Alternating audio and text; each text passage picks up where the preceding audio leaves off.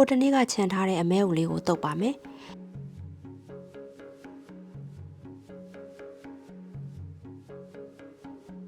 ရေနွေးပွက်ပွက်စုတဲ့ကိုစီသက်ရွက်ရှောက်ရွက်နဲ့စနိုးနဲ့ငယ်ထည့်ပြီးတော့ပြုတ်ပါမယ်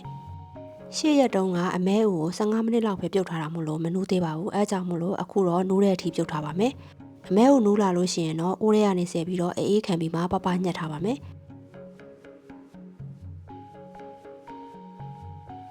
ရှောက်ရွက်ငရုတ်သီးစိမ်းကြက်သွန်ဒီပပလိထားတာထည့်ပါမယ်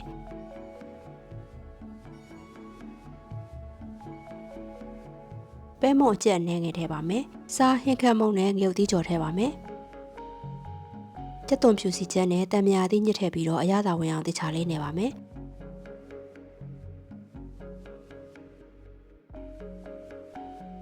အစာပလာအများကြီးမထည့်ထားတာမို့လို့မအီပဲနဲ့စားလို့ကောင်းတဲ့အမဲဥတုံလေးရပါပြီ